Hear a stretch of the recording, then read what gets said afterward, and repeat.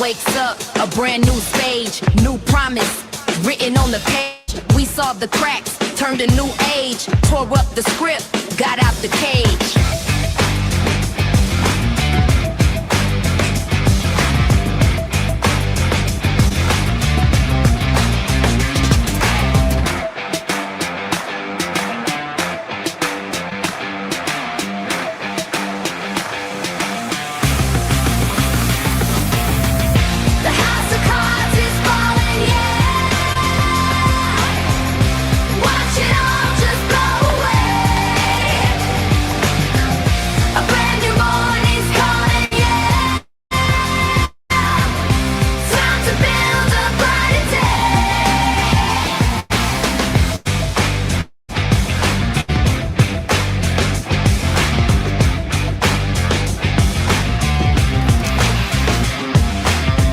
Dig deep, it can't be stopped. A solid truth that can't be topped. For every voice, try to we rise higher from the crowd.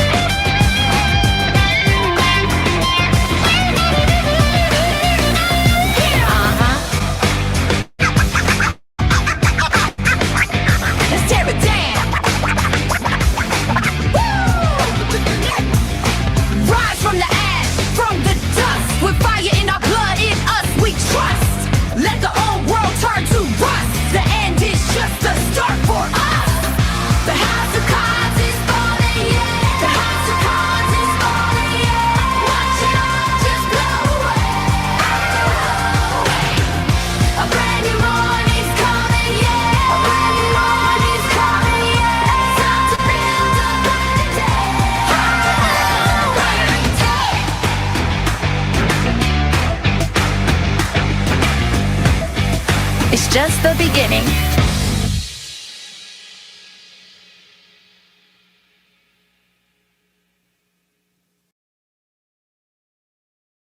It's just the beginning. Hello, nesters. How are all of you? I hope the audio sounds great. Drop a 1 if it sounds good to you. Am I sounding okay? Whoop! June 1st. Happy day. Happy 1st of June.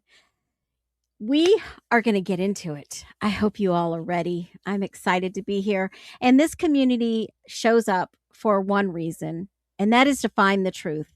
And we will find the truth today, every day of the month, and twice on Sundays, and maybe even 3 times on Saturdays. Good to see every single one of you. Welcome in, Becca, Nona Ryan, Dina, welcome. Hey, Caleb, good to see ya. Yep, hopefully your Monday, June 1st is a blessing. Thank you, and you know the drill. No talkie before coffee. Whoop, whoop in the house. Donna Rosa in the house. Yes, amen. Look at that mod squad show up. Munson, welcome in. Susie Littleby. Sorry I'm late. I got coffee. Hello, late. I love it. All right. Welcome in every single one of you as you pile on in here. Hey, Allison. Good to see you. Do me one quick favor. Doesn't cost a dime. Hit the thumbs up button, swipe down, hit it, come back in. You haven't missed anything. You sound like a professional talk host, radio host. Well, I sure hope so. That is not my goal, but if you want me to entertain you, I could sure try to entertain you. What did you all think of my new music for the month? Every month I have a new song. What do you all think about that? You like that beat? You like that new House of Cards is Fallen? Hey, Peony, Jazz King 68. Y'all love that? In your happy birthday month. Happy birthday to you. All right, Munson. Yes, happy birthday month. Hello, Lulu Bell. We do have the trendiest. Love it. Love it. Sounds good. I love it. Yeah, I thought upbeat, catchy, digging it. The House of Cards is fallen. And we are going to get into it because it is reckoning time.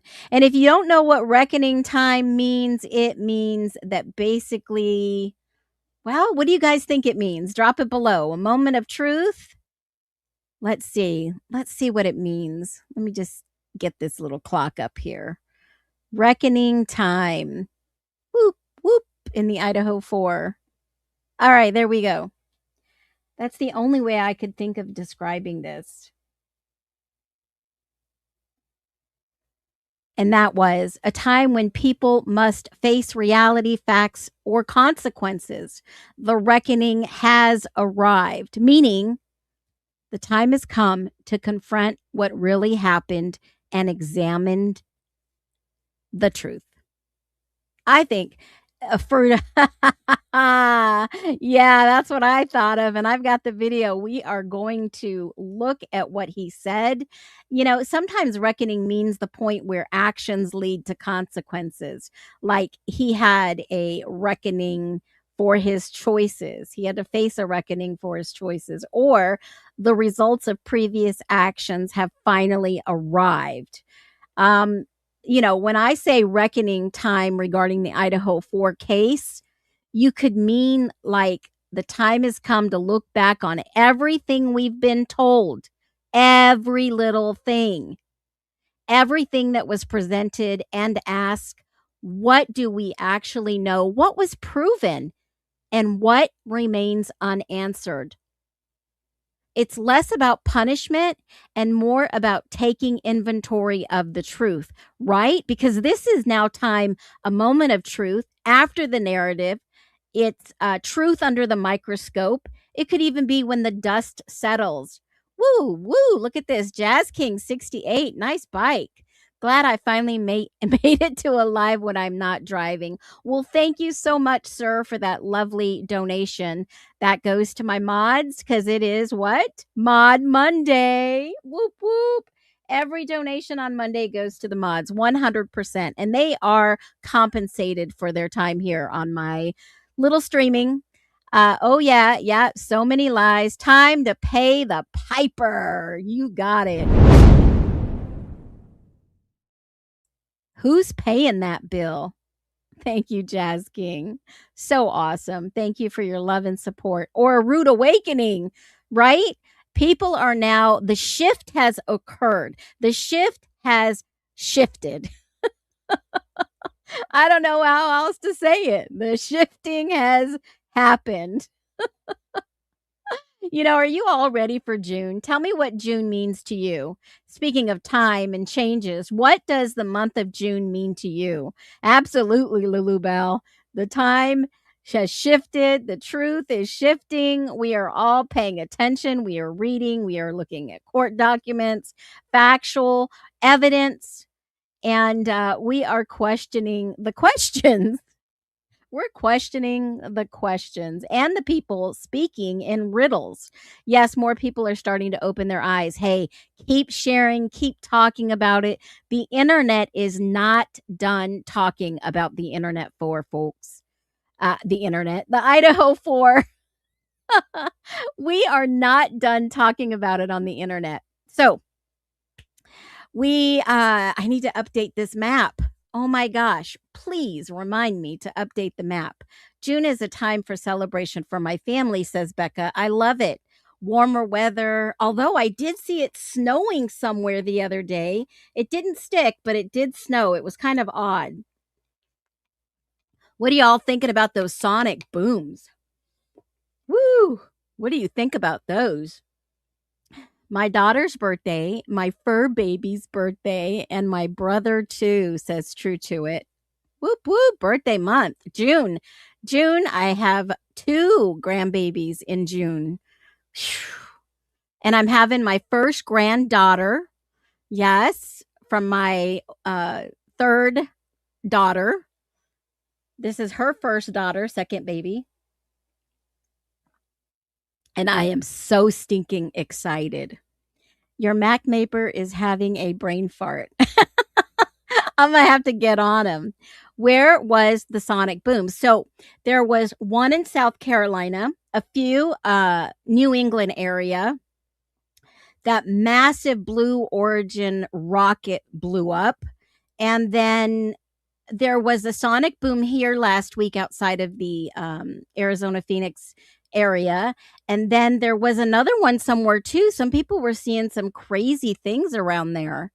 Absolutely wild. Yes. Yes, thank you. I am so excited. I already know what she's going to name the baby. I am so excited. South Carolina, Florida did have some, Massachusetts. Yes. Those were all the sonic booms. Woo! I thought, oh my gosh. Now, if you guys get a chance, watch the series. I think there's like maybe 8 if you get a second, called The Burrows, which is wild. It is absolutely wild. And it was made in 2025. It was filmed in 24, I believe. Don't quote me on that. But they just released it a couple, I don't know, days ago. And The Burrows, it's 8 episodes, and I kind of feel like it's happening right now. I'm thinking military, but what do I know? Yeah, I think you're right. I think you're right. When they were testing a brand new, huge aircraft, we heard sonic booms everywhere. So this thing was massive. And you know what? I do have a video on one of my cards somewhere. I got a new card reader so I can access them easier. Shh. It's the newest updated the big A, flying around to be tested. I was thinking around the same lines that you were, Lulu Bell, because of the fact that bigger and better. And the only other thing I could think of was EMP. These were not meteors. I've never seen meteors fly in to the earth in the atmosphere that way ever. It's not like I'm, looking around for them, but I've seen quite a few meteors. I was in Idaho on the 4th of July one year. We saw some coming over Boise area. And then I've seen plenty in the middle of the desert out in Phoenix, Moab, and a couple of other places. So tomorrow is my husband's birthday. Happy birthday, hubby. And the 10th is my granddaughter's birthday. Well, Becca, we send our love to them. Happy birthday. I saw it said 7,500 miles per hour. So how in the world could they measure that fast? We live near Carswell Air Force Base. I hear them randomly and most of the inopportune times.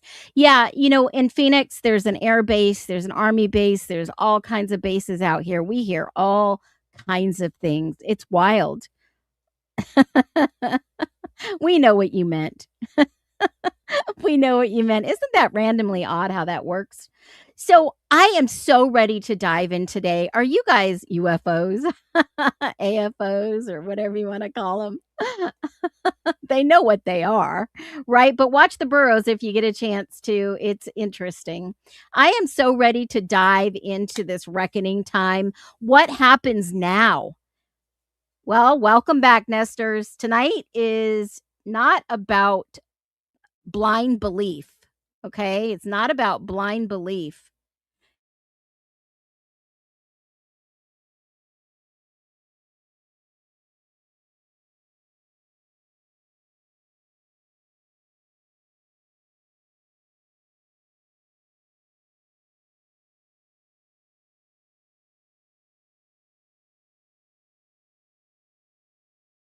Undeniable.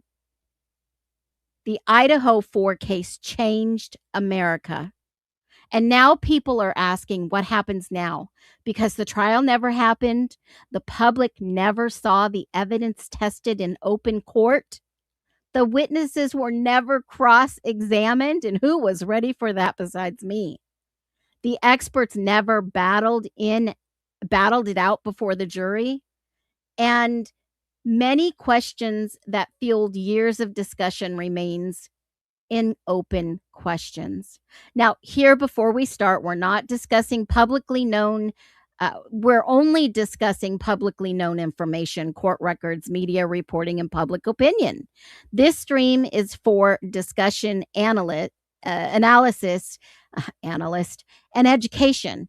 Everyone here and all around the internet and in person deserve respect, especially the families of Kaylee, Madison, Xana, and Ethan. So let's begin. Okay? Nesters, I want you to think about this. For years, the country was preparing for one thing associated with the IDAHO4. That was a trial, a massive trial, historical trial. Experts, DNA, phone records, witnesses, cross-examinations, evidence, truth, facts, questions, answers. Then suddenly, everything changed because a simple plea agreement. Koberger pled guilty to the murders and actually received 4 consecutive life sentences without parole. 40 years without parole, and to die in a tiny prison cell. No jury verdict, no months-long courtroom battle, no public testing of every claim. And for many people, that created 2 completely different reactions. Some said, case closed. Have you ever been in a disagreement or maybe a come to Jesus meeting with someone? Oh, the case is closed. Stop talking about it. Others said, wait a second. Why didn't we get to see X, Y, and Z? And right there, after the agreement was reached, now we see documents roll around. How many months after? Almost a year. And this is why the reckoning has arrived.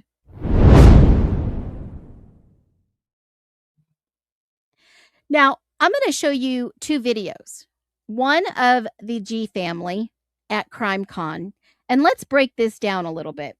Because if you've been watching and following, and you know that I have watched court hearings, read all the documents, looked and sifted and searched through a lot of these documents, have information and knowledge about things that no one wants to talk about. I did a video yesterday on more possible bullet holes outside and inside Maddie's bedroom. And there's even more around the house, if you guys have looked very closely. And I have even gone the distance to ask the ISP for any forensics documents related to the IDAHO4 case, because it is officially closed. Signed, sealed, no appeal. But will there be a filing in a PCR? Let's just make a prediction. Does anybody think there is going to be a PCR filed? Now, I don't know about you, but I'm starting to think maybe not. And let me give you my reasoning. Ann Taylor and his team are all still in place. They don't want the truth to get out. But during this reckoning clock time, the truth is getting out. Little cracks at a time, information is being pushed through those cracks, and people are starting to open their eyes and wonder what really happened at 1122 King Road in Moscow, Idaho. What really happened? And what the hell is Steve G talking about when he's at CrimeCon and factually talking about things that don't even make sense? It's like he's talking about one case. We're talking about a whole totally different case. What in the world is going on? Let's watch the interview. Get ready for some fireballs. Because the days of getting away with these murders are going to get less and less and less because this technology, we're learning about like how they can do hair samples without the follicle. There's 2 labs, but there's new technologies coming out, and we're going to scare the heck out of people. Yep, these people are going down. Between the technology, the license plate readers, the GPS, the phones, CCTVs everywhere. Yep. What the heck? Are they speakers for Palantir? Yeah, I mean, I'm telling you, it's amazing these days. They will track you down and get you. It's good. We started a foundation. I don't know if we could give it to one of you. Sure, This is our foundation. Give us a plug. Yeah. Give us a plug. It's the Kayla Gonzalez Foundation. Murder has a name, and we want to fund advanced DNA forensic testing, including IgG, for when the law enforcement runs out of funds and it winds up on a cold case. We will pick up the cost and pay for these accredited labs. Why are they talking about cold cases? Have you ever wondered that? That we've partnered with. There's literally thousands of cases waiting for funding. Yeah. Yep. And why would they be wanting to fund these cases? How is that going to work and honor Kaylee? Please explain that. I was just talking about that, even, SANE kits. There's a backlog, at least in the state of Colorado. SANE kits. Why are they talking about SANE kits? You guys know what those are, right? That's when SANE stands for Sexual Assault Specimen Kits. SANE. Y'all do know that, right? Is that what he said? He did say because they're sexual assault nurse examiner kits. Nurses are specially trained to collect this information. Why would he even bring that up? They've tried to pass legislation, but most people don't realize that it's Is there information that we don't know? expensive to do DNA testing. It's not like you just drop it in, and it's a couple of day process to actually do the testing with multiple people doing the cutting, to do running it through the machines, to do the statistical analysis. Then you're like, okay, now we got it. Is there somebody in the CODIS system? Oh, there's not. There's not. Then you got to wait until maybe genetic genealogy comes in. Yep. And most people don't realize they just people, and it used to be, I remember we had a case where we were trying to prove a client innocent, and there was some, testing that was new at the time, and it was like $100,000 to do the testing. So the price has come down. It's going to continue to come down, obviously, and there's going to be bigger and bigger samples, and more people are going to be in those databases, and they're going to find the people. And that's another thing with our foundation. We really want to push the upload to GEDmatch, which is a forensic tool that investigators are allowed to use. So, any of these. So they want people to give their DNA. Well, wait a minute. Let me back up. They want people to pay to have their DNA analyzed. Tell me where I came from, my ancestors came from, maybe things that I need to stay away from in regards to pharmaceuticals, etc.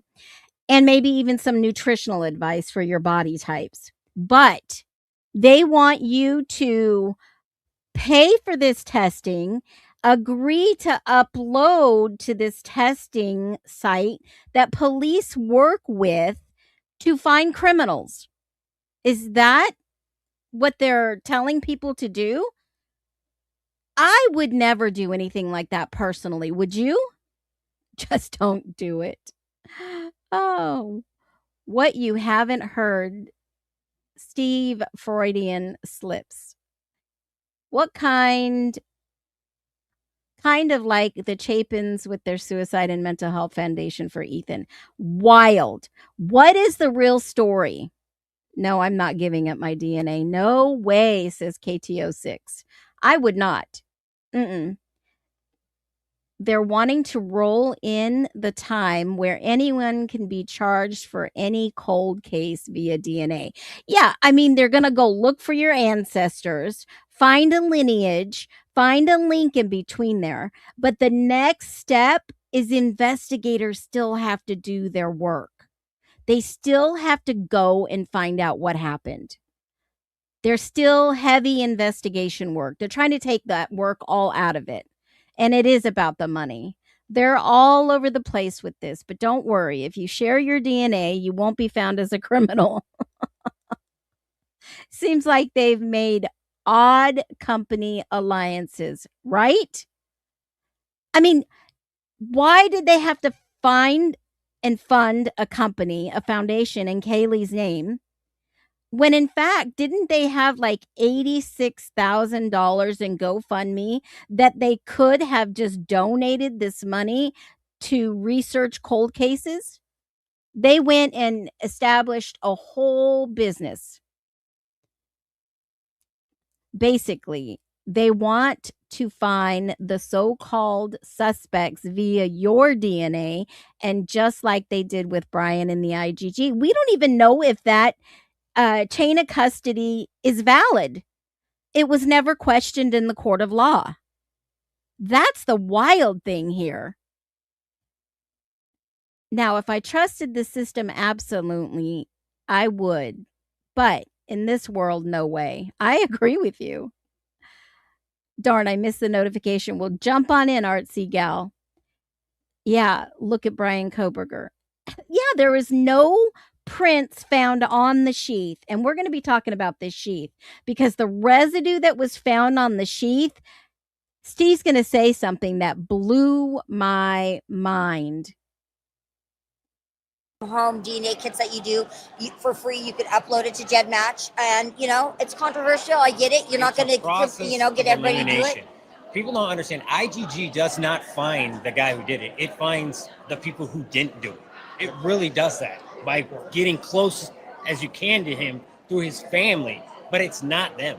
They're not. It's like a lineup, and you say no. None of those guys did it. That's what it is. So people think if they put it up there, they're going to be committed of a crime. No, I mean, they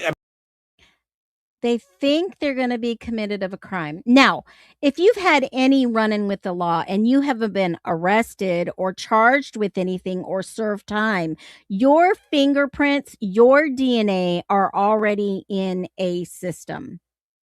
If you work for the government in any type of form, capacity, civil service, DOJ, in law enforcement, anything, your prints are already in the system.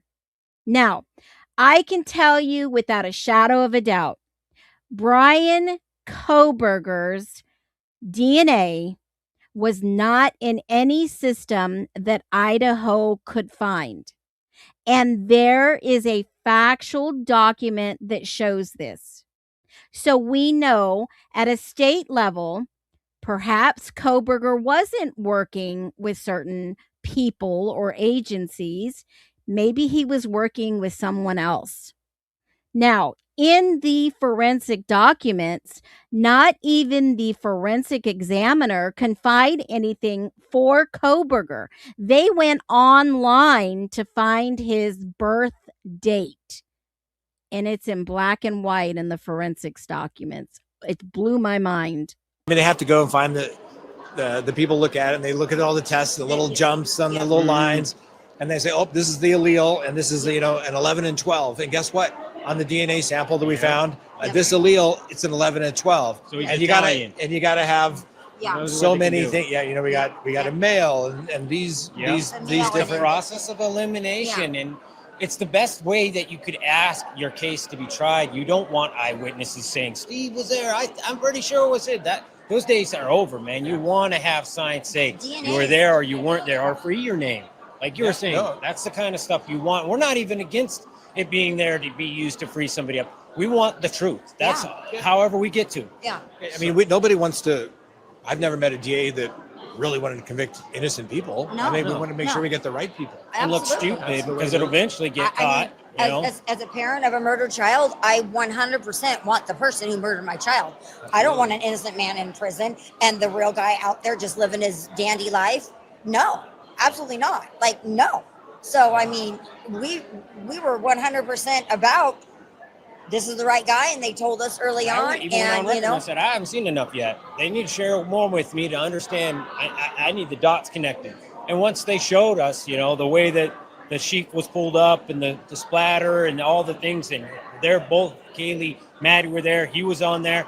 A cop couldn't have just dropped it. A cop couldn't have just dropped it? What is he talking about? I know he's talking about the sheath. The splatter was Maddie and Kaylee. There was residue on the sheath.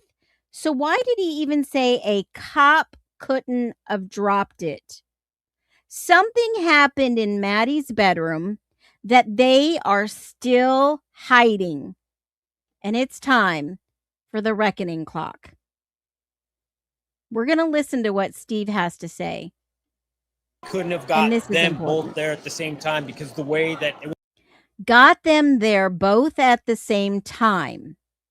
Was aspirated and then pulling it up left that pattern of the sheath there. A void was on the bed when exactly. The sheath So I was was like, up. all right, we got 100% this. It's over. It's done with. Let's go to court. And then we didn't get to go to court. What? Let me rewind that just a few seconds. They're both, Kaylee, Maddie were there. He was on there.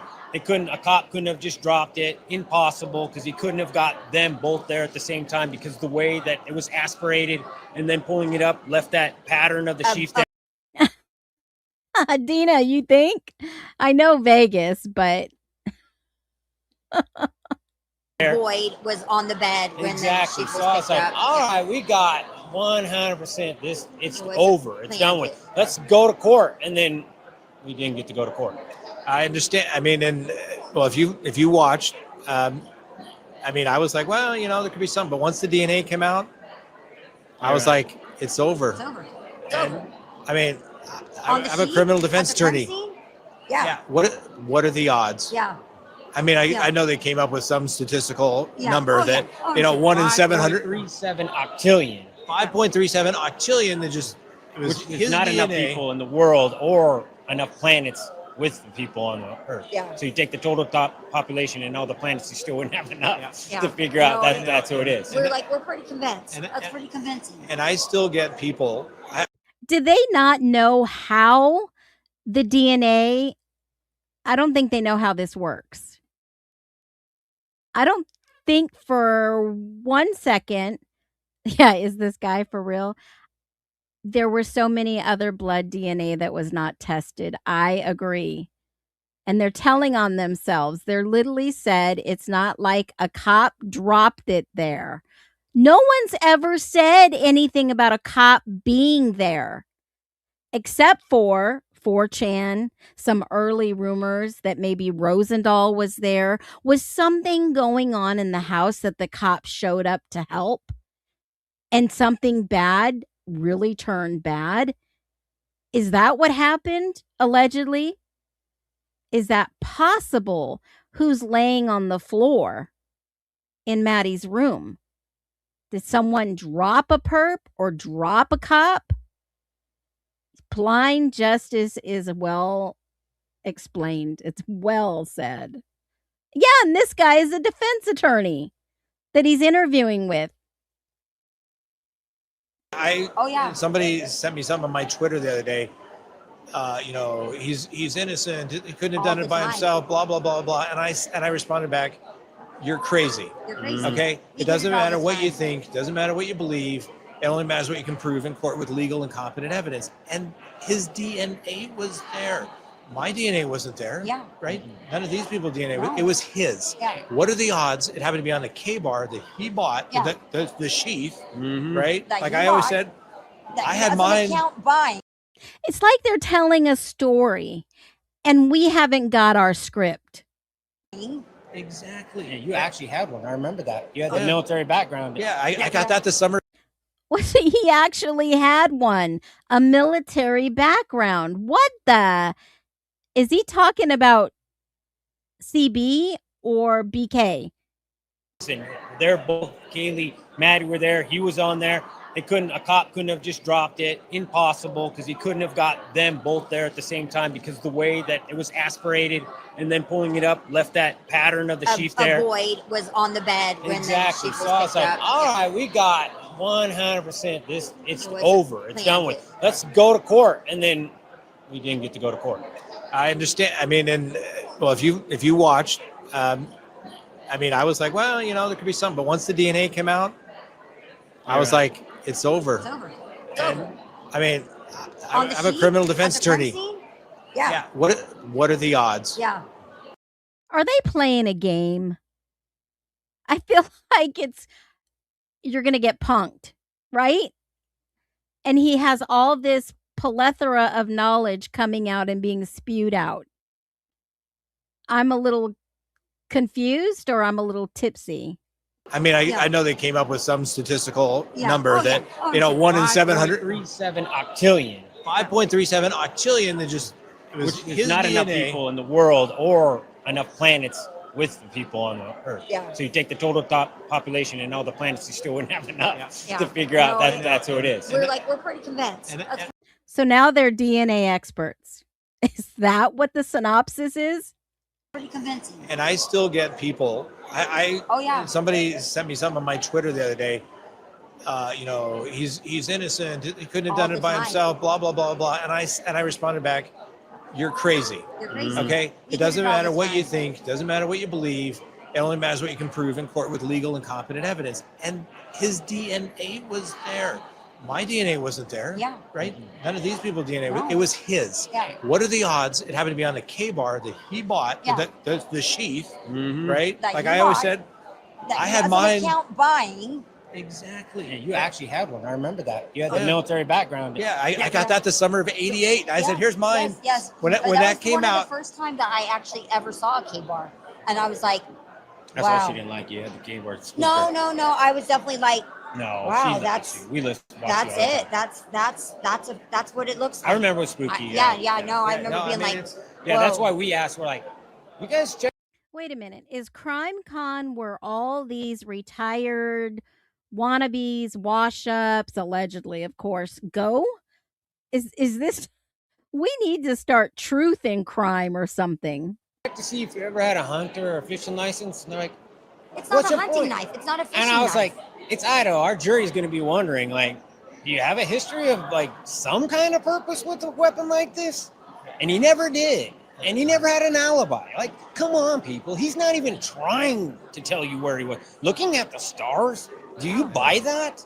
Turned his phone off. and listen, as I say, after 32 years, and I have to tell this to clients sometimes, You're a busy man. there are no coincidences in criminal law. Like, what are the odds his phone just happened to turn off at Right during the time, 12:32 yeah. or whatever it Yeah. was, Bad luck. and then turned right 100% back on? battery. Turn back on. You know, what are the odds? You Yeah. know, and you know that he'd been. You know, back that's a there. good question. I should ask AI and just put in the known facts that nobody disputes and say, here's what the is thing. The statistical? narrative for people that are pro burgers or that believe that he's innocent, they just discard that information and say it's not true. That's not true. He didn't turn off his phone. Well, there's documents. It stopped They lied. recording. The police lied. So you can't defute. You can't just like if somebody's going to stand there and say everything the police said was a lie. These are all lies. Okay. Well, you know, Yeah. we tried to go through, you know, we pulled all the pleadings in the case because I always say, hey, you want to see what the defense thinks is the bad evidence? What are they trying to make go away?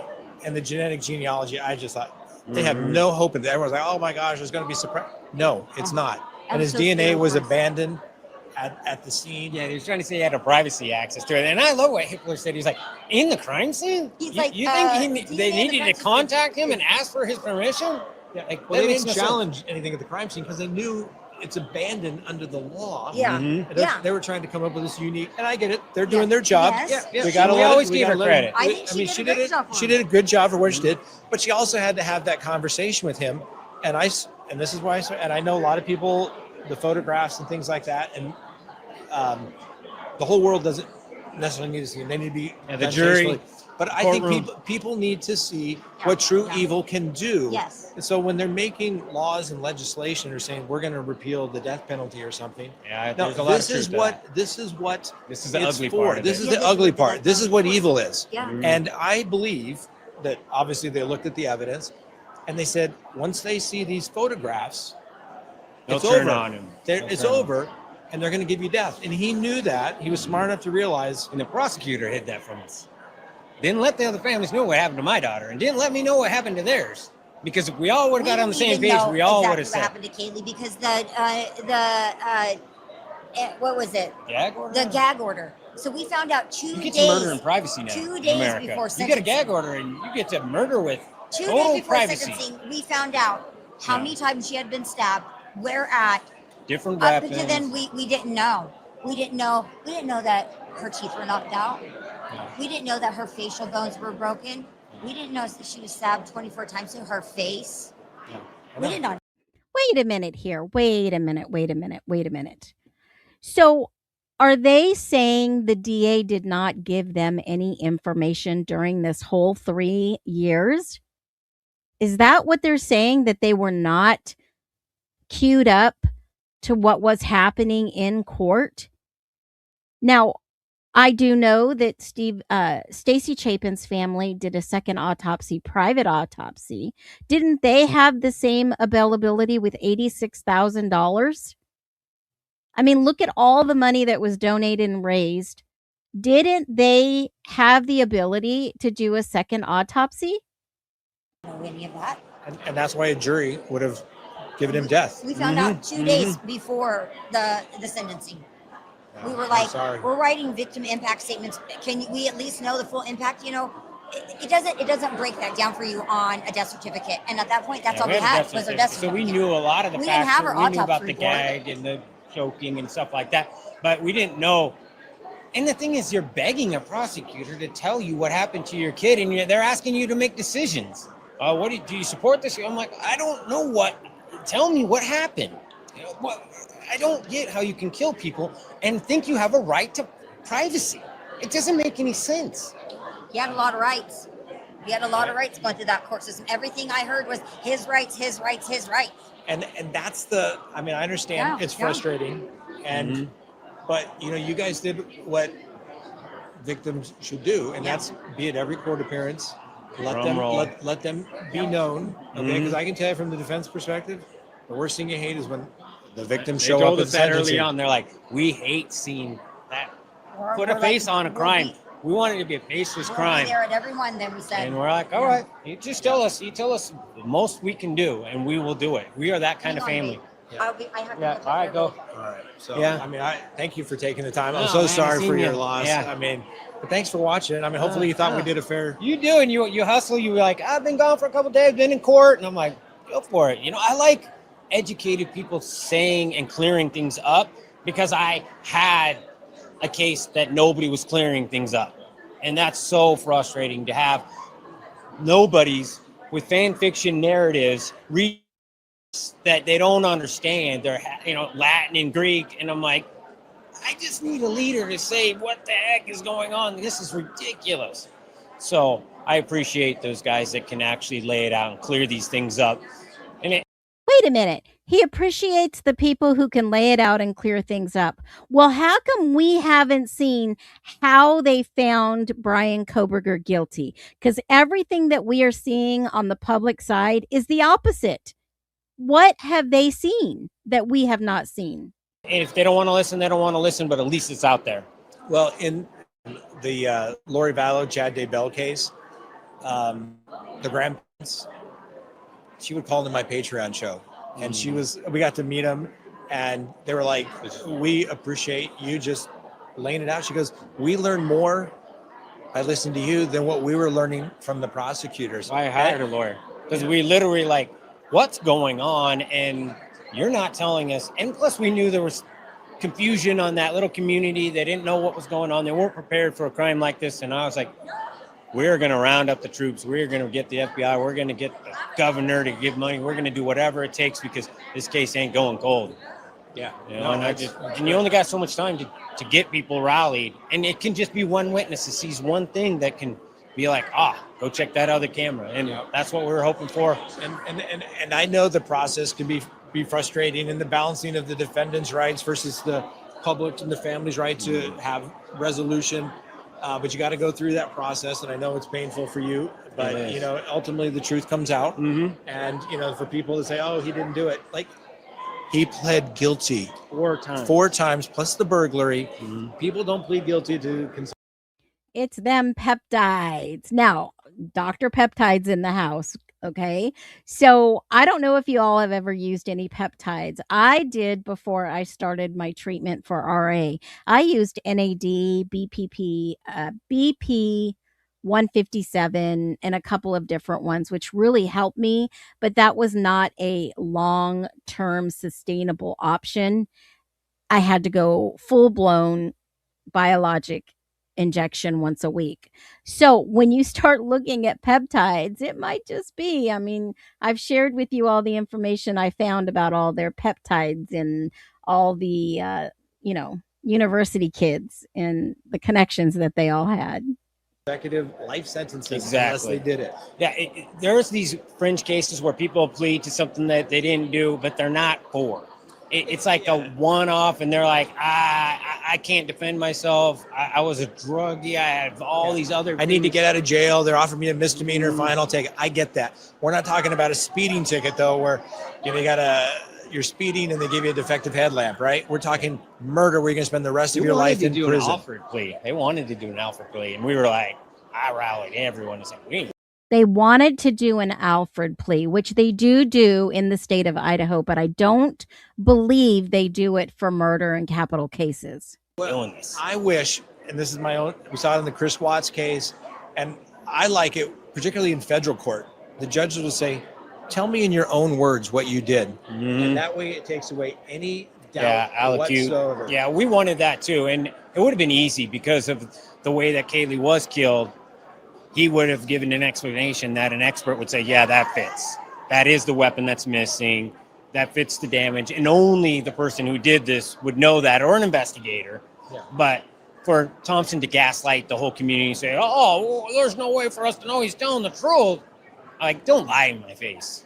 Yeah, I'm not the family. You're going to get away with this. You lie to my face. And I literally told him multiple times, I will go to the meeting and I will tell everyone what you did, and I will hold you accountable for it. So that's what I'm doing right now, talking. I told you, you have the right way to do it, and you can do it another way. And he did it the other way. So now I'm here saying, you gaslit everyone. You lied in our face. You could have got the truth. You were just lazy, or you had other motives. I think his true motives were he ran the risk of him saying, yeah, I stalked those girls 23 times. I did this right in front of your faces. And you guys all look like idiots. I stalked him. I got right up there. What do you mean stopped the girls 23 times? Does he mean stalk? I got into the house, and then he would have had to go tell the university every single time he did his documented now. This murder just went 23 times different stalking events, and now it's just going to just make us look super unsafe. And they're like, don't even talk to him. Zip it. We got enough. I bet anything by tomorrow this interview will be taken down. Put it to bed. If you got 5 minutes with him, with Koberger, what would you say or do? I wouldn't talk at all. I'd just start tearing up. Pounding on him? Pounding. Yeah.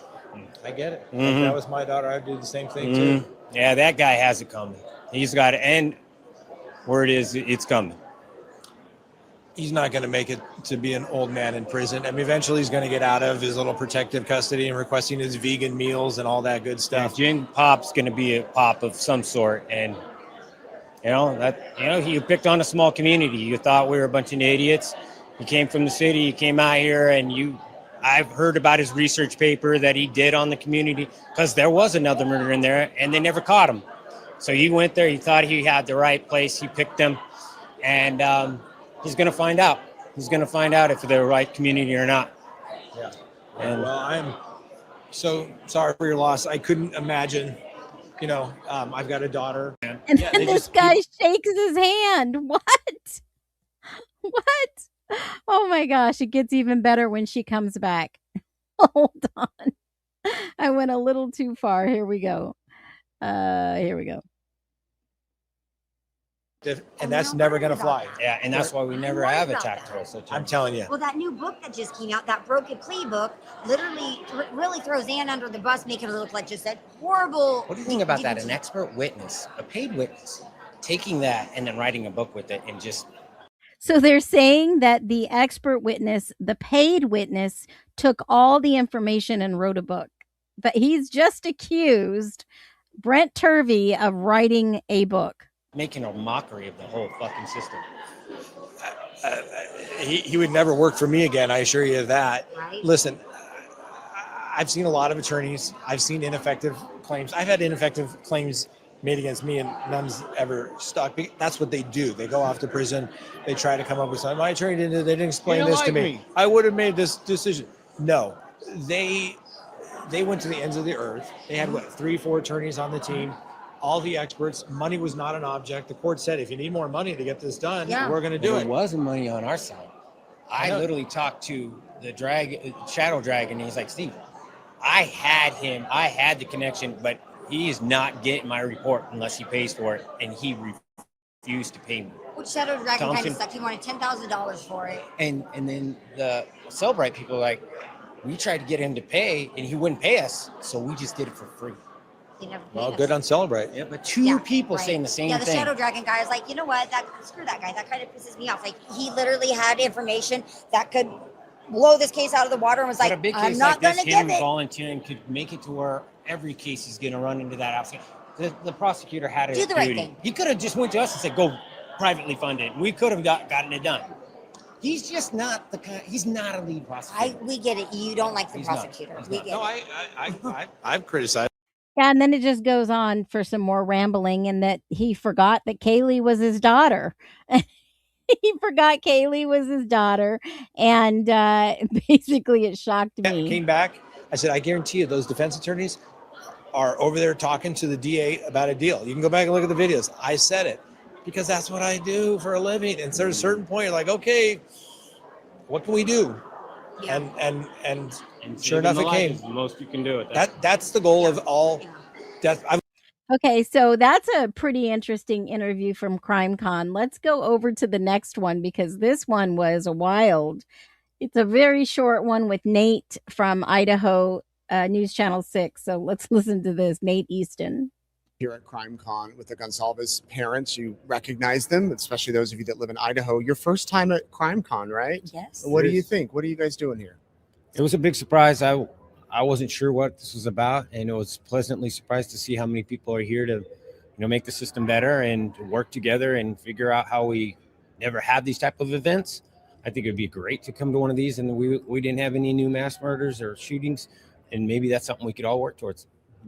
What is your message here? I noticed on you both Mass of your shirts it shooting. says murder has Wait a a minute. name. Yes. Hold on. So we started. Message here. I noticed on you both of your shirts it Yes. says murder has a name. Yes. Hold on. I think it'd be great to come to one of these, and we didn't have any new mass murders or shootings, and maybe that's something we could all work towards. What is your message here? I noticed on you both of your shirts it Yes. says murder has a name. Yes. So we started a foundation, the Kaylee Gonsalves Foundation, Murder Has a Name, and we launched it officially May 1st. And we want to fund advanced DNA testing, IgG type testing for families that don't have those answers. So law enforcement only goes, can only pay for so much. Their resources come to an end. And when those resources come to an end, unfortunately, a lot of these cases become cold cases just because of the funding. So we want to bridge that gap and fund these cases. It's expensive. It is expensive, but we were one of those families for 7 weeks that didn't have answers, and not knowing who murdered your loved one. It's unfair. It's not livable, so having. What are they doing? Why are they advocating for cold cases? Not knowing who murdered your loved one. What are they talking about? Knowing that there's families that have gone much longer than that, and to be able to help take that burden and say, give them an answer of the perpetrator. I think that's what Kaylee would want. Is that what it Kaylee is? would want that. Kaylee would love to know that in her memory, in her honor, in her legacy, that she is providing. Yes. She was into learning to prevent something like this from happening, and that's what we're doing. Is we're taking all this energy, 10,000 people, and we're saying, here's one way that you can put truth in action. This is one way you can go and put your money where your mouth is and say, I helped a family get some justice, or multiple families, because we're not stopping at one. And believe it or not, there's thousands of cases waiting for this type of lab testing to. There's 3,000 cold cases in Phoenix, folks, that I talked about years and years. I usually bring it up once in a while, and this is an opportunity. There are 3,000 cold cases in Phoenix. And do you know what they want to do with the cold case department? They want to close it down. They want to close it down. And now they only have like 2 officers running the cold case. It's crazy. Check out your local police departments and ask them how many cold cases they have and who they have working on them. How many officers are dedicated to cold cases? It will blow your mind. Be done. So much so that people are frustrated that there's not somebody out there saying, we need someone to budget this, because it's a line item that doesn't exist. This stuff just came out 5 years ago. So yeah, a lot of the DNA, we have talked with so many labs and we've partnered with them. They've all been amazing, accredited labs across the United States. And we have really dove in deep, and we've taken classes and trainings on what they have to offer. And it is amazing. And they even tell us that it's changing, like monthly, evolving, like they're getting better and better, and new machines and new technology. And, it's just going to get to the point where these criminals, these perpetrators are going to look at it and kind of say, you know what, it's almost impossible for me not to get caught. Maybe I just won't. And in 5 years, the brand new stuff that's new today, we're going to be looking back like, oh, that's antiquated. How are you guys doing? I think we do best when we're fighting for our daughter and we feel like we're making a change and we're making things better. We're going away from being a victim to an advocate, or even like a prosecutor. We're trying to get in that mode where we're saying, hey, we're not just talking, we're not crying, we're not whining, we're putting stuff in action. And I think that's when I feel the best. Being a prosecutor? What is he talking about? Yeah, absolutely. The foundation, we've been working on it really hard for about 9-10 months. It started right after sentencing. And then I met through losing Kaylee, said, let's start a foundation. And she made everything possible for it to happen, because it's not easy. Starting a foundation is a nonprofit is not easy. A great businessman who helped us. Yes, he's constantly trying to raise funds. Yes. Wait. Did he just say? Hold on. Trying to raise funds. Yes. It's nonstop. And, she has made so many connections for us, and it's been born. And now, we just got to hit the ground running and get the word out. And then prove that we can do it. Yes. We have backers that say, Steve, if you can get 1 out of 10, I'm going to jump in. They have backers? So somebody put them up to this? But you gotta make sure that it works, because you're a great guy, but I need to see that it works. You guys have a website that people watching? Oh my God.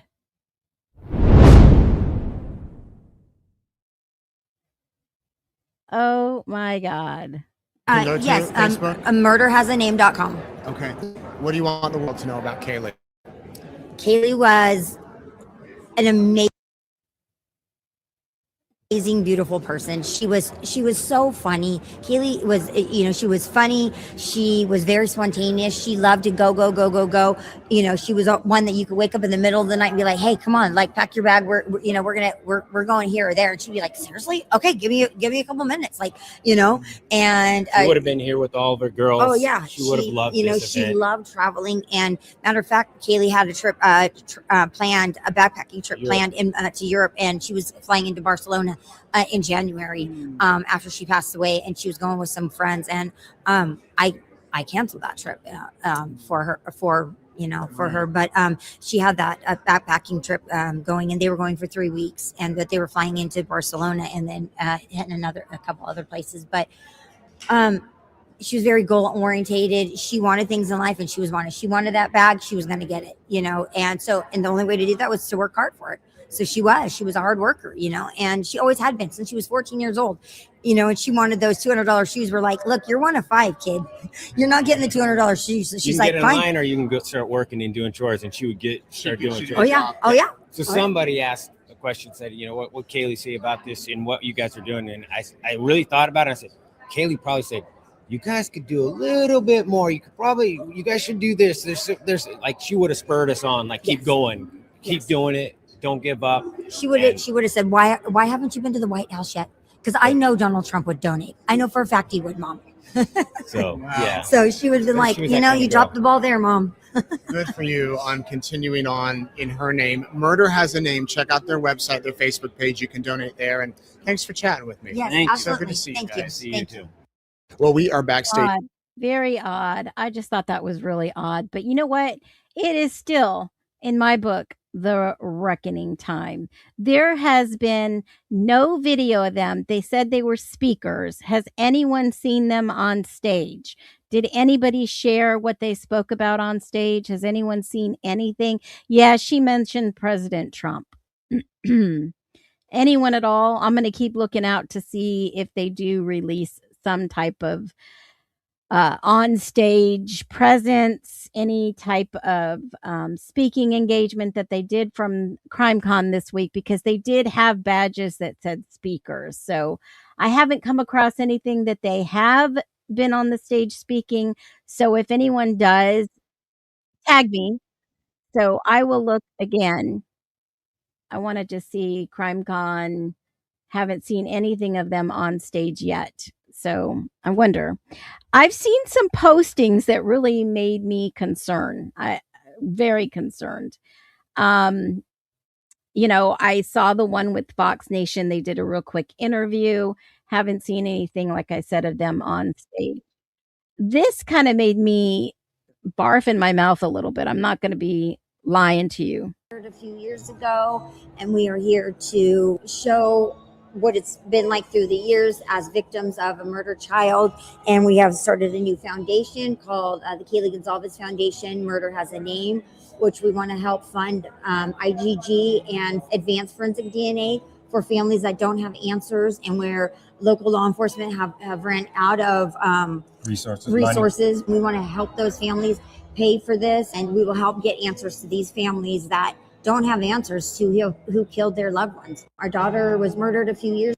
It's just so weird that they want to help cold cases and help find their loved ones and get some closure. I just find that so odd. So what I'm going to do after watching that, I'm going to turn to something new, because Connor had actually released at the same time, maybe just a little bit before I went live, Kennedy Fitzgerald's interview about that night. And I figured, let's watch it together and let's fact check some of what she says. What do y'all think? You want to do a little bit of live fact checking? I think this one's going to be awesome. It's a real short interview. I'm going to put it on a little bit normal faster so we can get through this real quick. So basically what I'm trying to do is, understanding that you were with that night? Xana. Correct. Okay. So what can you tell me, when did you first run into or any of the other gals or even Ethan who live in that house? And we're at my home. They had gotten there, I think, around 11 p.m., 11:30 p.m., and we're there for a few hours before we walked home. Okay. They had lunch. So you and were there? Yes, correct. Ethan and Xana. Why did they showed up block together? it out? No, had showed up an hour prior to, and had come. I'm not sure who she had arrived with. Okay. So, but showed up about when? I want to say 10:30, I think. Okay. And where do you live? What's your actual address? I live at Avenue. Is there an apartment number to that? Nope. Okay. All right. So showed up about 10:30, and then showed up a little bit later? Correct. Okay, so let me just check this. I know that she's with Delta Gamma, right? She's with Delta Gamma, and their address is 728 Elm Street. This is all public information, all public. I don't know if it's DM and BF. They both went out, and I remember her. He's asking specifically about Ethan and Xana too, in the ISP interview. So I'm wondering if that, since she's with Delta Gamma, that's 728 Elm Street. And let me just take a peek real quick. I'm going to look and see. I'm going to put this in 719 Taylor Avenue. I'm just going to say, let me see how far away this is from Moscow. Let's just see. That's quite some ways to.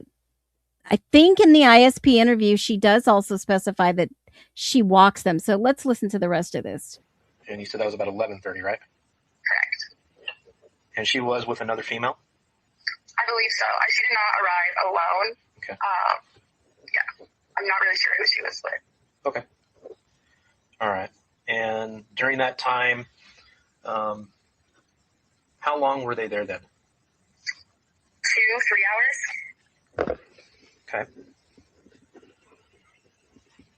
And you said you walked them home? Yes, I walked them like past the Whites, Okay. those apartments, and then we had said our goodbyes, and I walked back to my house. Okay. And what time was that at? It was really late. I honestly, ballpark 2 a.m. I honestly don't know for sure. So if it was 2 a.m., then Dylan and Bethany weren't there? Wait a minute. Hold on. Let me look at this. Here's the map.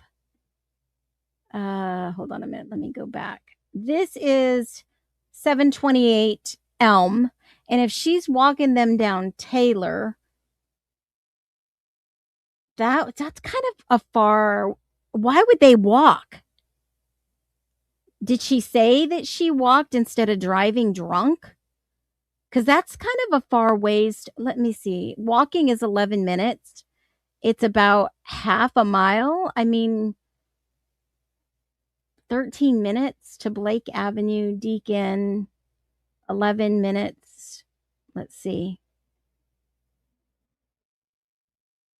I guess walking that way down Taylor, I guess it wouldn't be too far, but it's still far. It's just a right straight shot. I don't know. Let's listen to the rest of her interview. Something doesn't seem right.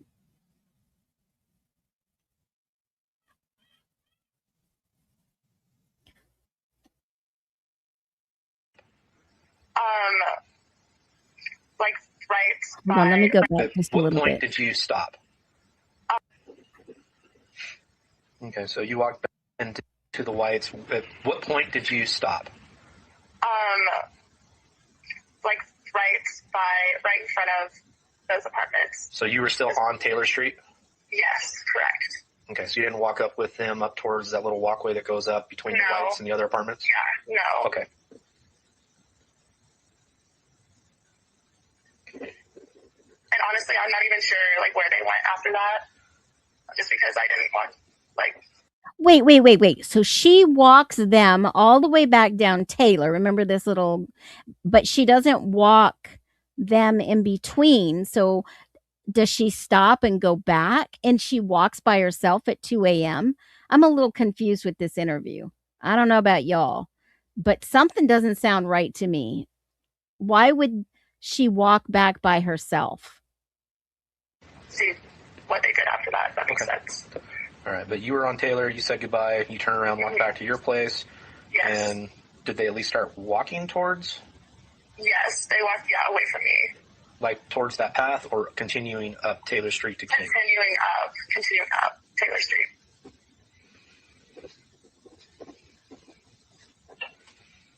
Okay. And was So there anyone else with them or was it just the two of them? There was a group, but I'm not sure who was in that group. Okay. There was several people, and I didn't know all of them. Male or female? Female. All female? Yes. How many other females do you think were with them? 3 or 4, I think. To be 100% honest, I was drunk, so. Oh, that's why she said they were walking. That's a long way to walk, especially at 2 a.m. in the morning, all the way down. I mean, if you look at this map, that is Targhee Hall. There's a couple of fraternities here. There's a couple of sororities. 1, 2, 3, 4, maybe 4. Delta Sigma Pi's right there. Lambda Chi. And then her own sorority. That's kind of a far way to walk by yourself. She didn't have anybody else with her. And yeah, she's saying Dylan and Bethany, but they've placed her at so many other places. How is that possible at this time? That now I'm really confused. They have changed the timeline so many times. Let me go back 1 second. Is there any truth to this at all? Bethany wakes up. No, I'm at the wrong one. Hold on. Let me look at my master timeline too, because that's what's going to tell me. Let me see. So she goes at 2. They say they got home at 1.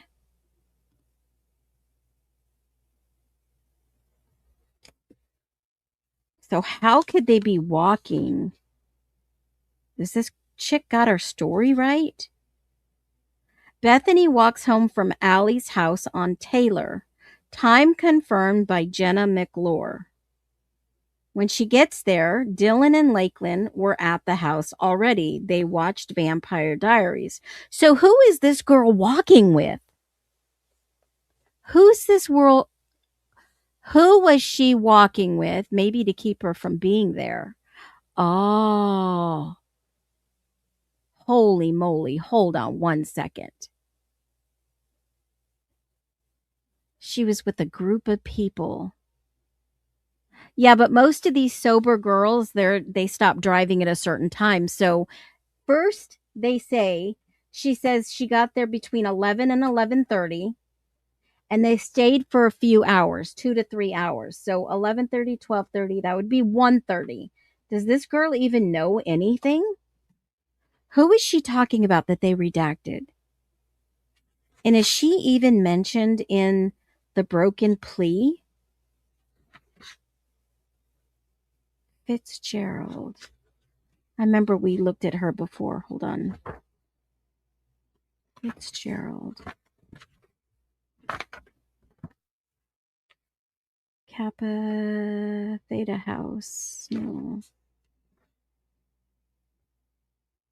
I don't even see her. Riley Moreland. That was earlier in the night. Dylan arrives at Sigma Chi. Ethan, Hunter, Xana, Jesse, Gideon. Dylan and Gideon were in and out of the lodge before going to Peter's apartment. That was at 11:30. So you can't be 2 places at once. Maddie FaceTimes with Ruby Simpson for 40 seconds at the corner bar with a friend, Aiden.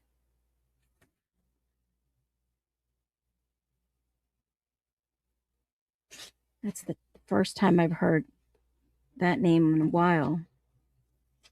Aiden. Who was Aiden too? Okay, so Bethany, Allie, Jenna. Nope, nothing about this girl. So who could she have been walking with? This is a mystery. And how important is her statement?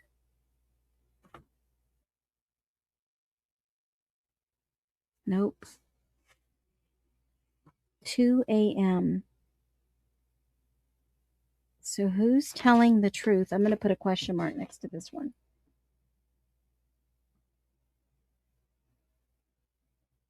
And that rings a bell.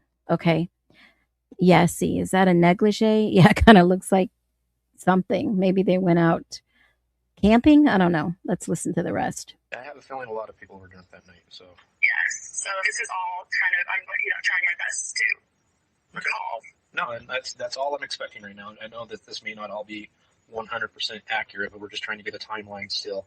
Yes. When everybody was in certain places and certain locations, and that, because one of the information we got of why we should probably talk to you is whoever passed this on to us thought that you were with, and I think her name's pronounced Xana.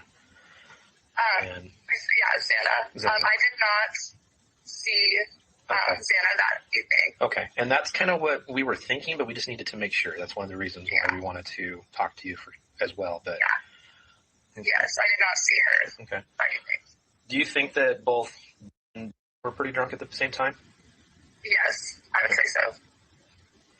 Okay. Do you know anyone named? I do. She was also at my home that night. Okay. Do you know her last name? I do not know her last name. Okay. Do you know where she lives, or is she associated with any sorority houses or anything like that? I believe she's at her last name. Can you spell that? I believe. Okay. I can double check actually right now. Okay. Well, I'll let you do that here in just a minute, and then you can just text me her name if you verify it or anything like that for me. Okay, perfect. Okay. So after you guys were at the house, I'm assuming you guys are partying, drinking, things like that, you walk them back over towards their place. The group continues on. You go back home, and that's the last that you saw her? Yes, correct. Okay. All right. Well, I think that is all I need from you. The only other thing I just want to touch up on real quick, I have your address, have your phone number. What is your middle initial? Okay. And a date of birth for you? Okay. And if you're heading to, and I'm assuming you have an Idaho driver's license? Correct. All right, perfect. Okay, well, thank you for taking the time to kind of give me a little bit more information in that. Of course. Like I said, if you can find out name for me, her last name, and that if you could just text it to the number I called you on, I would be very appreciated. Okay, will do. All right. Well, thank you very much, and be safe, okay? Okay, thank you. Bye. Okay, so that was Kennedy Fitzgerald interview. That was her being interviewed Sunday, 11/14/22, the day after the murders. It did say, it kind of sounded like she said Xana on the Linda Lane footage. But is she talking about Yessie?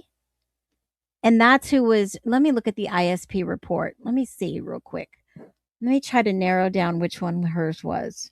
So she said that she was walking and it was 2 a.m. and she walked her back. Hold on. Let me see.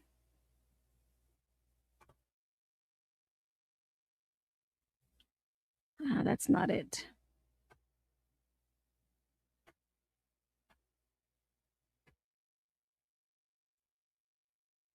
So how could she be?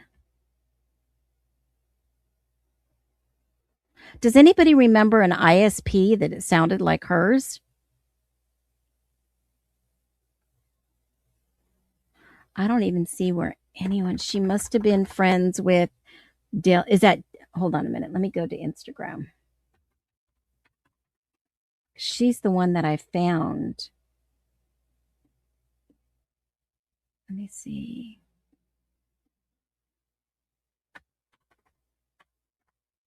Or Dylan's friend, wasn't it?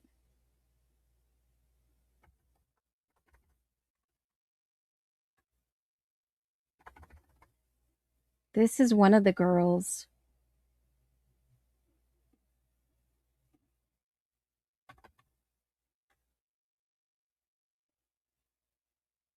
One of the Powerpuff Girls, wasn't it? The Powderpuff Girls? Hold on a minute. Let me look. She has a different name. It's not her real name. Hold on. Let me remember what it was.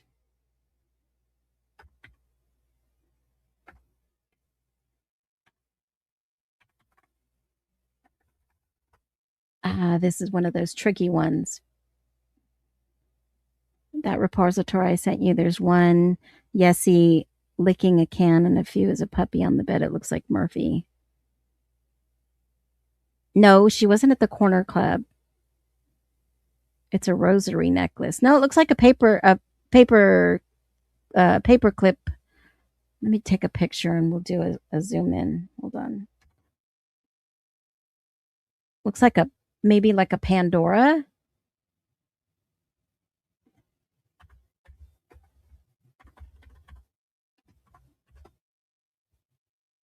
Let me see. Kind of looks like a Pandora necklace. It's got a paper clip. Caleb, you said you found a 14K what? Let me see what kind of necklace.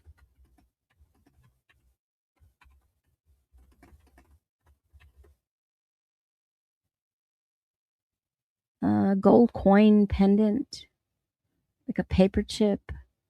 Moon Forever. Kind of looks like a paper clip.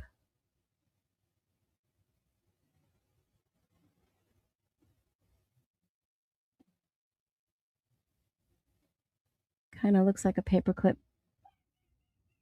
It's called Figueroa. It's like a new version of Tiffany's. Okay, got it.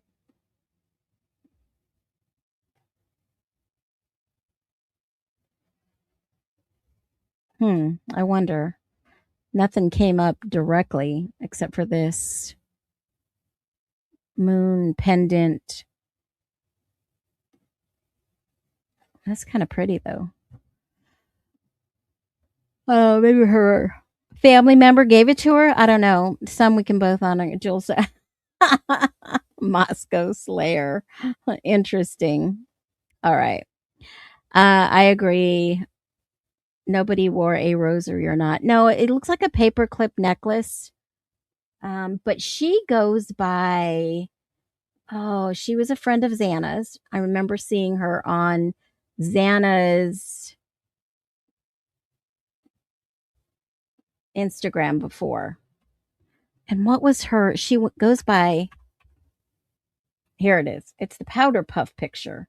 Kennedy Fitz. This is what she goes by. She was Xana's friend.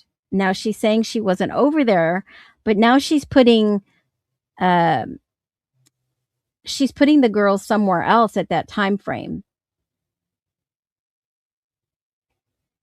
Totally putting them somewhere else.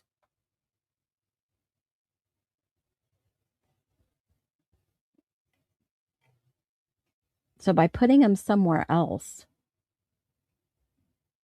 was that supposed to be their alibi? Because obviously digital is going to tell you exactly where they were. Yeah, Delta Gamma is who she's with. So that is the 728 Elm. Oh, wow. Okay, cool. But how did she know all these? It probably wasn't until college. But if that's the case and someone said to go talk to her, she just totally blew their whole lie to pieces. Because the digital forensics isn't going to lie where those girls were when they were somewhere else. And they've already established where those girls were. There's no way. So by her telling that she was somewhere else, that just blew that whole narrative out of the water because, guys, she didn't help the situation. I think the detective had already known that there was nothing there. Why? Who told them to go and talk to Kennedy? Let me look at the ISP. Let me try to figure out which one was hers. She was walking at 2 a.m. Let me see. 728 Elm. She had to have been in Moscow. She's certain that it was 2:11 a.m. But if she was walking with them, maybe she was just so flat out drunk. And why would they let her walk alone back if she was so drunk? Oh, this is crazy. She just had to throw something in there to make the narrative seem like, I wonder if they changed the narrative after they found out. Well, we know that you were here at this time, and we know that you were here at this time. So that doesn't make sense because that detective sounded like he wasn't really interested because he already knew that she was saying stuff that didn't make sense. But who asked for her to go talk to her? She was with Kernoodle until 2 a.m. She took a picture and walked home. Chapin and Kernoodle remained at the party and had no further contact. So it wasn't ISP 10. There's no way that could have been her. But it says white female, born in 2003, age 19. Where is she originally from? Kennedy Fitzgerald? She's not from Meridian. I don't think so. She's a part of the sorority at university. Who was the detective that was talking with her once again? Did you guys hear that in the beginning? Let's listen. Basically, what I'm trying to do. Does he specify? So basically, what I'm trying to do is, I understanding that you were with that night. Correct. Okay. So what can you tell me? When did you first run into, or any of the other gals, or even Ethan, to live in that house? And we're at my home. They had gotten there, I think, around 11 p.m., 11:30 p.m., and we're there for a few hours before we walked home. Okay. They had walked. So you and were there. Before we or they walked home? And they showed up together? No, had showed up an hour prior to, and had come. I'm not sure who she had arrived with. Okay. So, but showed up about when? I want to say 10:30, I think. Okay. And where do you live? What's your actual address? I live at Avenue. Is there an apartment number to that? Nope. Okay.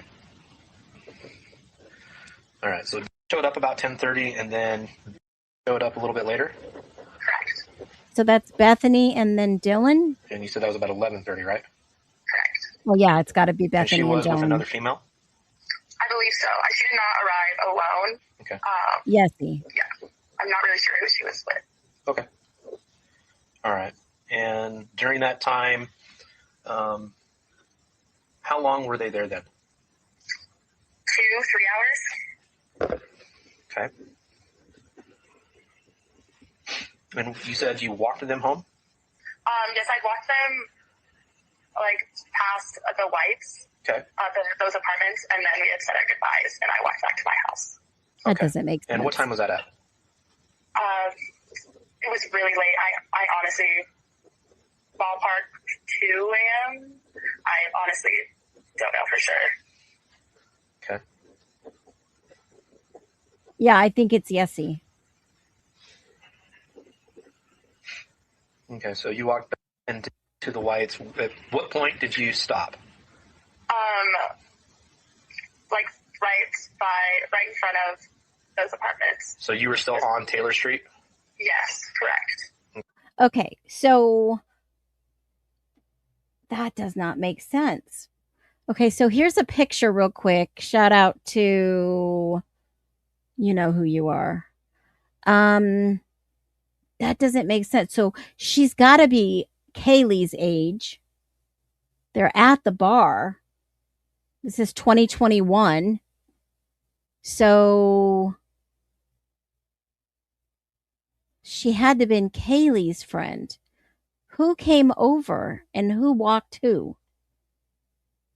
At about 2 a.m. Did they get dropped off somewhere else? Could somebody tell me some more information? All this redacting, they don't need to redact all this. So if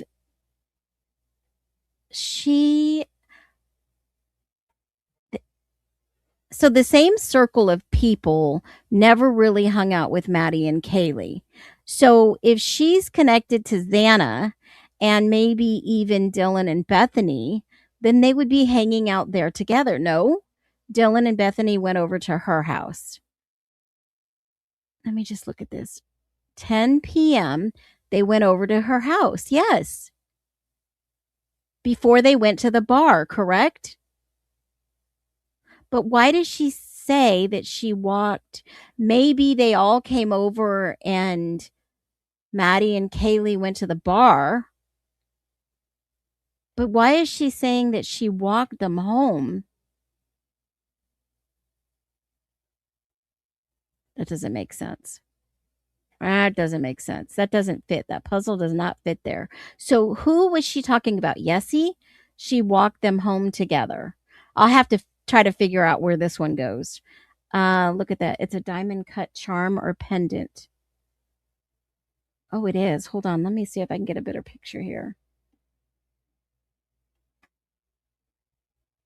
That's not the necklace, is it? Is that the necklace on the bottom of the floor? Hold on a minute, guys. Let me look at this necklace.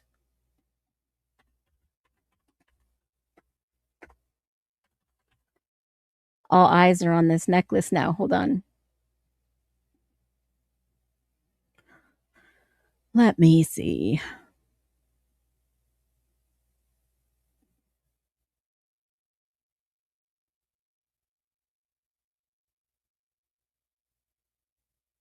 Silver disc pendant necklace. Visual matches. Let me look. Looks just like a simple necklace. 14 karat gold birthstone.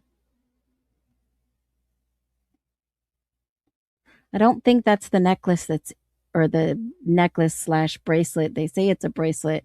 Might be a necklace down on the bottom floor, but I don't think that that's it.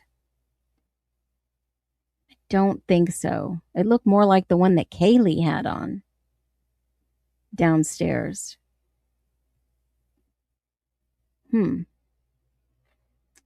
All right. Well, we'll beat that one to a pulp. I'll look at the ISP and see if we can locate where that is. I don't know what ISP number it is, but if she walked, that's probably not ISP. It's probably MPD. So that would be Moscow's. Hold on. Let me see if I can find this one. Let me see if I can find it in the MPD. If she said she came over at 10:30, that had to have been Dylan. Let me see. Hold on. Dylan or Bethany. So they all went over to her house. 11:30. They left at 11:15. 11:30.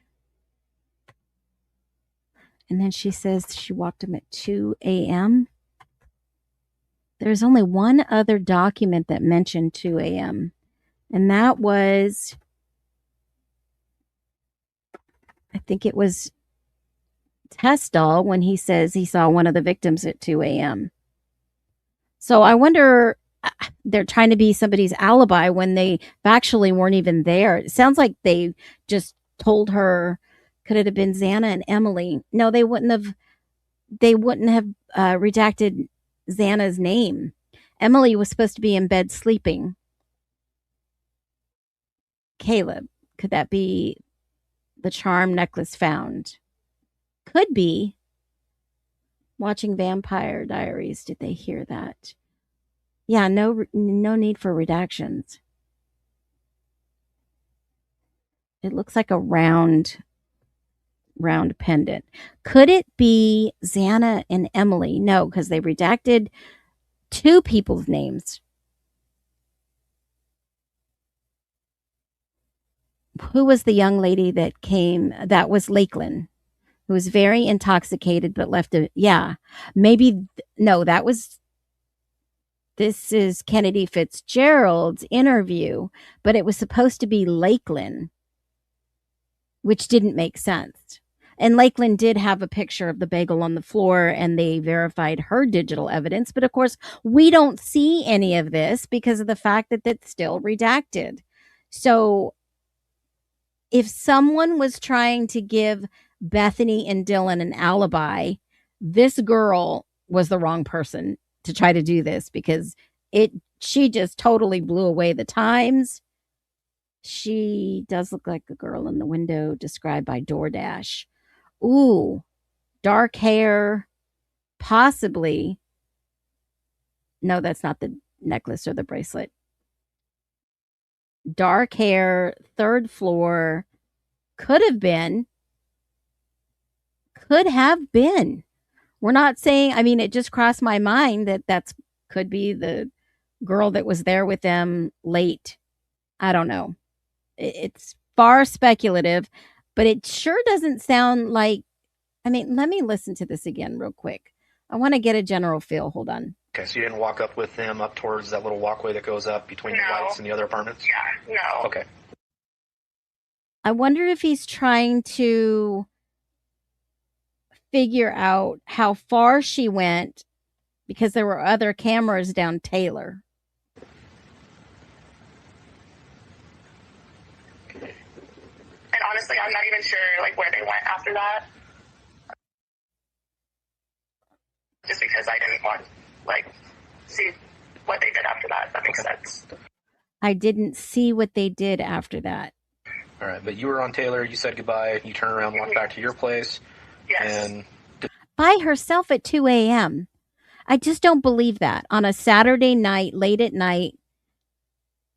I mean, do you guys believe this interview? Do you believe that someone would walk that distance with two people that weren't drunk and then two people leave?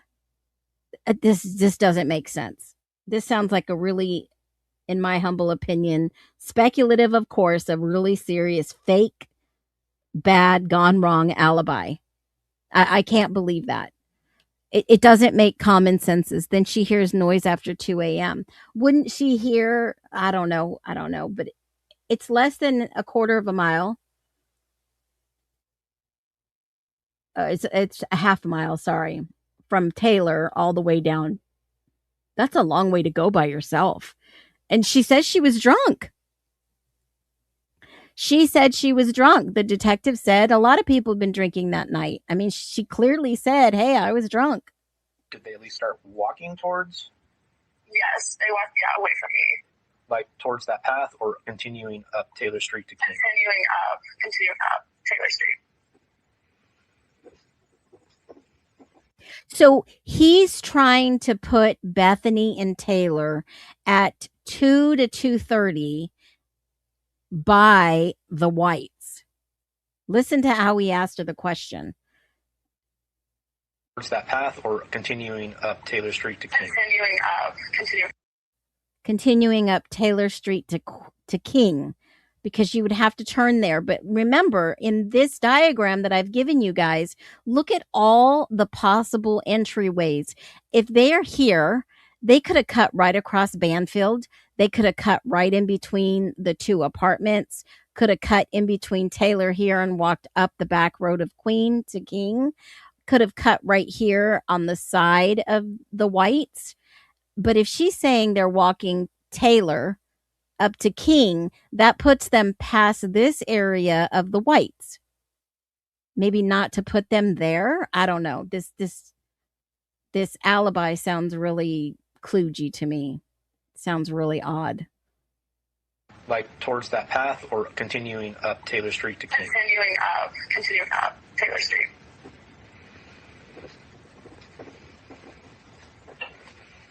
Okay.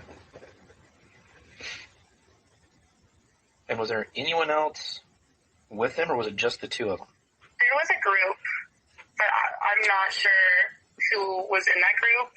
So she's walking and now there's a group of people they met up with, or a group of people that were all walking together. Which one is it?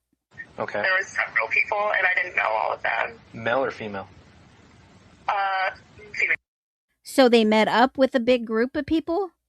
No. All female? Yes. How many other females do you think were with them? 3 or 4, I think. To be 100% honest, I was drunk, so.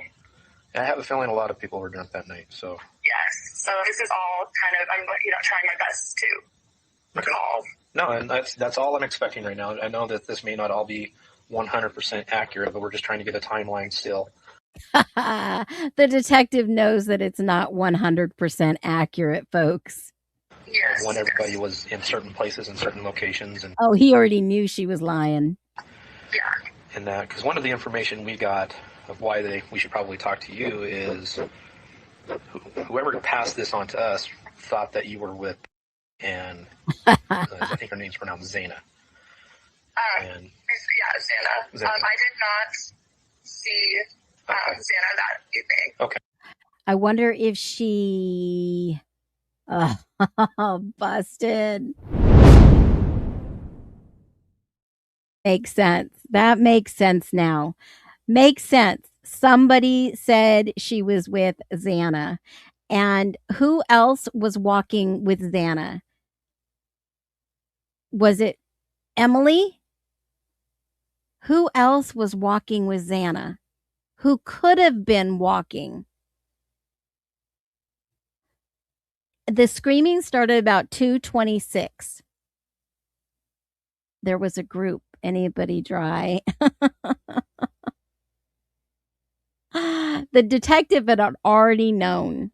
The detective already known. And so this girl walks around drunk at 2 a.m. by herself. I'm not buying this. I'm not buying this. I didn't think the detective did either because they already put certain people at different places at certain time. So by her saying this, the detective already knew that she was putting herself somewhere else. Listen to what he said. And someone passed this on to us. Who was trying to get an alibi? Pronounced Zana. Yeah, Zana. I did not see Zana that evening. Okay, and that's kind of what we were thinking, but we just needed to make sure. That's one of the reasons why we wanted to talk to you as well. But yes, I did not see her. Okay. That evening. Do you think that both were pretty drunk at the same time? Yes, I would say so. Okay. Both were pretty drunk at the same time. Do you know anyone named? I do. She was also at my home that night. Okay. Do you know her last name? I do not know her last name. Okay. Do you know where she lives, or is she associated with any sorority houses or anything like that? I believe she's her last name. She didn't know her last name, Can but you spell now that? she does. Oh my God. I believe. Okay. I can double check actually right now. Okay. Well, I'll let you do that here in just a minute, and then you can just text me her name if you verify it or anything like that for me. Okay, perfect. Okay. So after you guys were at the house, I'm assuming you guys are partying, drinking, things like that. You walk them back over towards their place. The group continues on. You go back home, and that's the last that you saw her? Yes, correct. Okay. All right.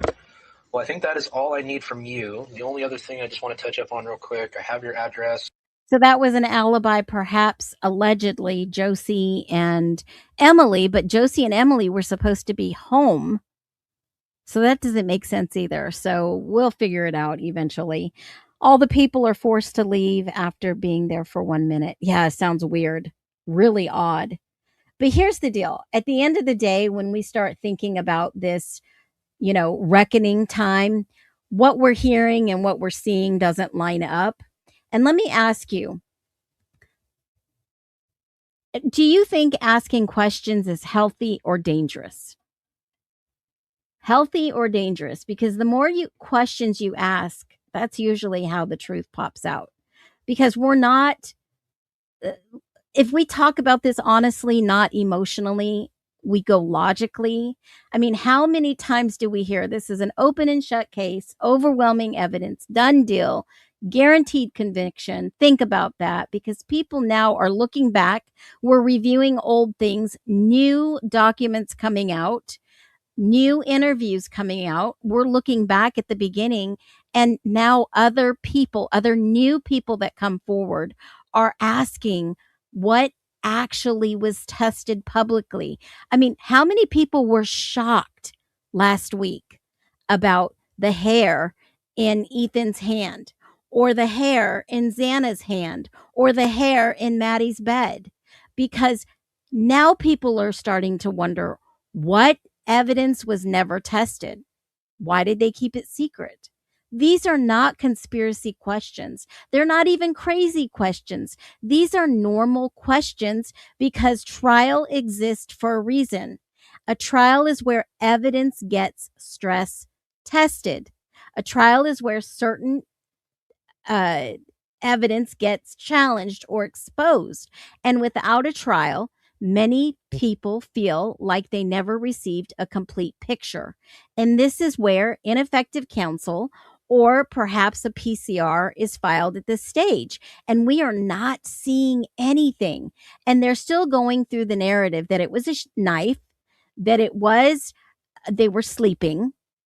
And it's very healthy, yes, to ask questions. You have to ask more questions to get to the truth. These are bullet hole theories. Now, is it really a theory? Because if the ISP does answer my request and we get bullet and trajectory and GSR and testing of that nature, which I don't think that the prosecution did, because remember, their narrative, it was a stabbing. Has everybody seen my new video on more bullet holes? Anybody at all? Had you been able to view that video that I put up early this morning? I think I did a pretty good job. Let's watch it together before we go, because I have one more thing to say. Always one more thing before we go. Let's watch it real quick. I'll speed through the BS. Yeah, you see it? It's all coming down. Let's go. Welcome back, nesters. Tonight, we're going in with open mind, eagle eyes, and grounded logic. This is not a claim. This is not an accusation.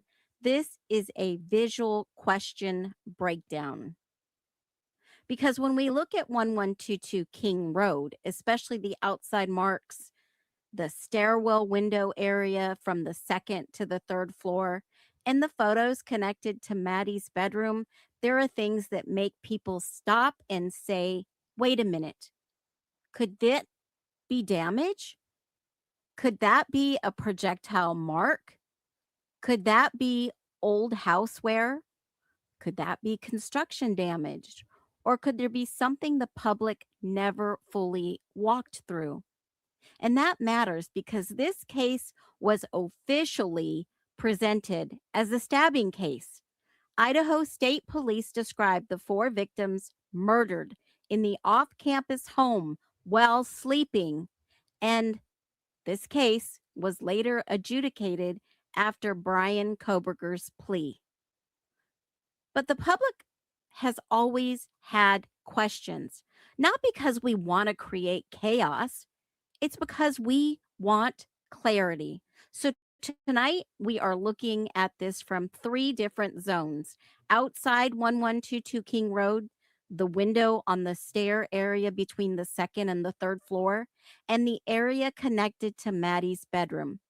Now let me say this clearly. A hole in the wall does not automatically mean bullet hole. A dark dot does not automatically mean gunfire.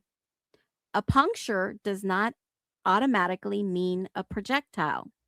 But in a homicide scene, especially a scene where this has many unanswered questions, anything that looks like directional damage, especially marked and taped and measured, deserves documentation, testing, and explanation. Because good investigators never assume. They eliminate, they test, they do compare, they ask.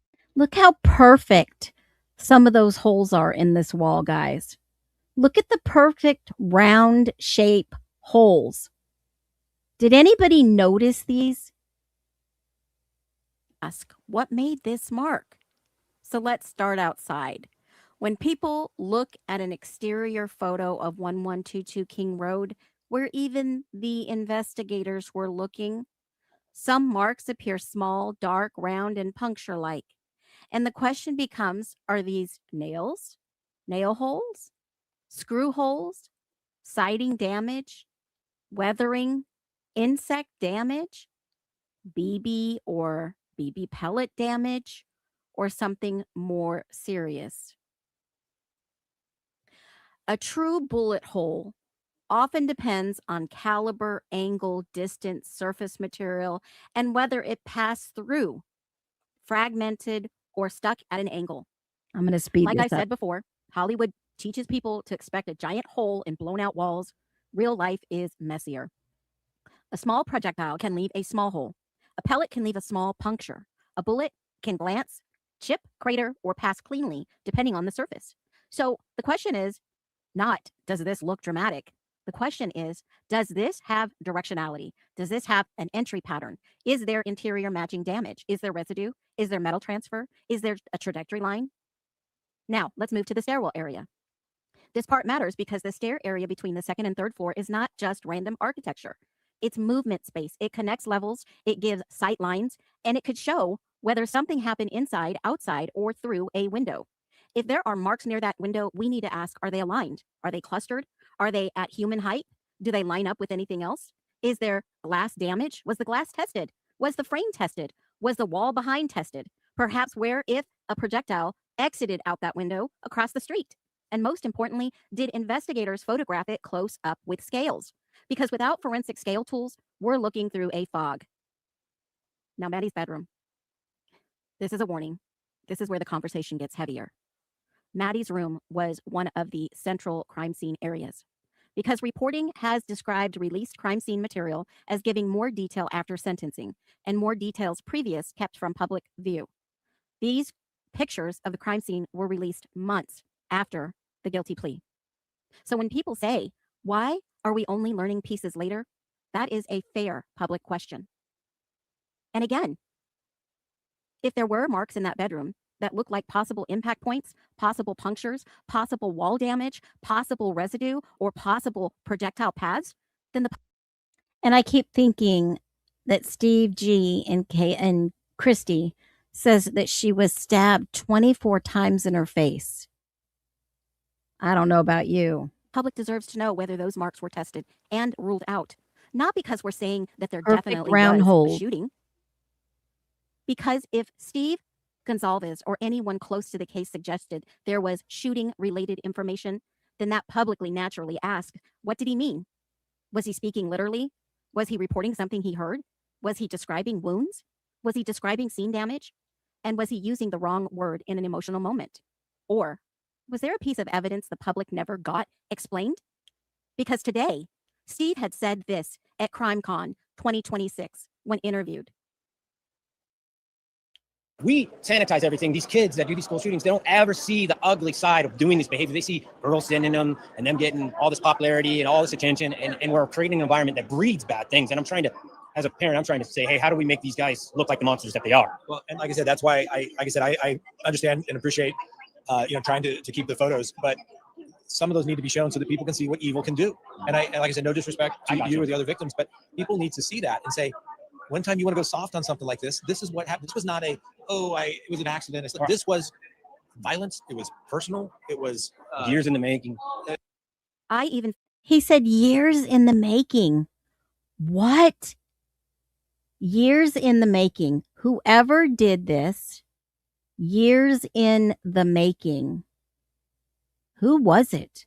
Found public reporting where Steve Gonzalez discussed Kaylee's severe wounds and frustration with the police early in the case, because I'm not going to state it as fact that there was an official confirmed shooting.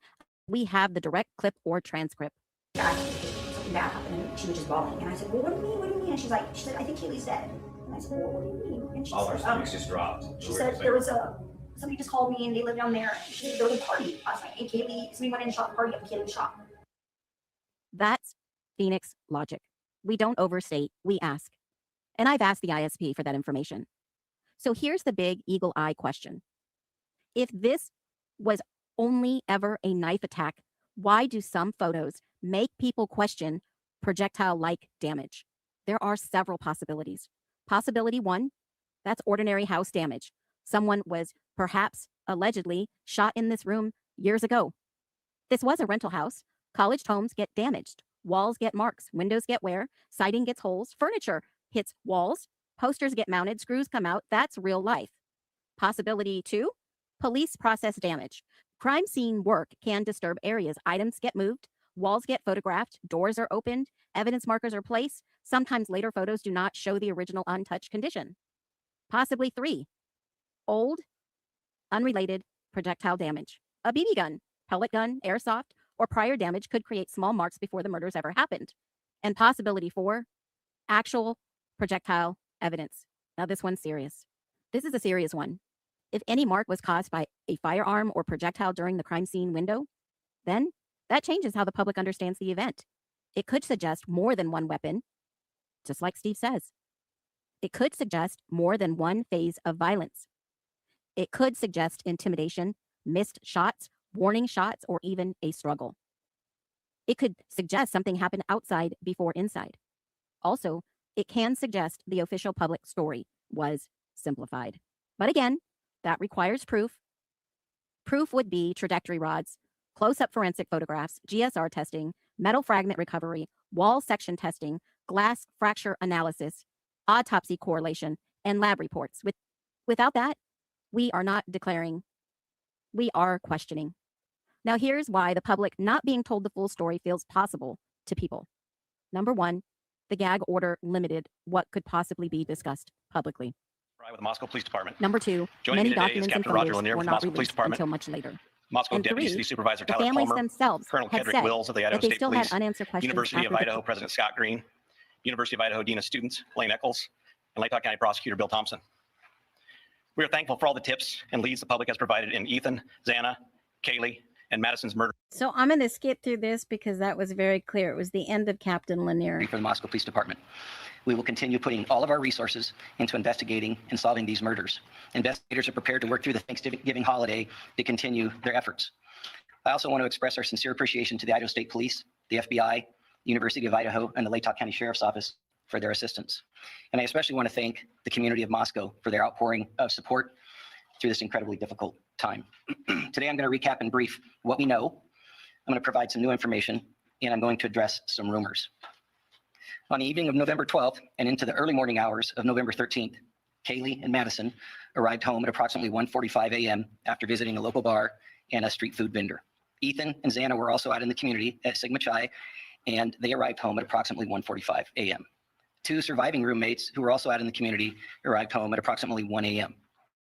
Later, on the morning of November 13th at 11:58 a.m., a 911 call was placed. The call reported an unconscious person. The call originated from inside the residence, and a surviving roommate's cell phone was used. During that call, the dispatcher spoke to multiple people who were on scene. Moscow police officers responded and found 2 victims, 2 on the 2nd floor and 2 on the 3rd floor of 1122 King Road. The results of autopsies indicated that the 4 were stabbed multiple times and were likely asleep during the attack. Some had defensive wounds, and there was no sign of sexual assault. We do not believe the following individuals were involved: the 2 surviving roommates, the male seen in a grub truck video circulating on the internet, a private party who drove Kaylee and Madison home, any of the individuals who spoke to the dispatcher on the 911 call. We're also aware of a male whom Madison and Kaylee had called several times the morning of November 13th, and we do not suspect that individual. Detectives have canvassed the neighborhoods looking for evidence, physical evidence, video surveillance, and they've contacted numerous residents to see if anybody may have seen or heard anything. They continue requesting tips that can be sent to our tip line or called into our tip line. The specific areas that we're interested in are detailed on maps on our city website and our Facebook page, but as stated earlier, generally south of Taylor Avenue to Palouse River Drive and the area west of US 95 over to the Arboretum.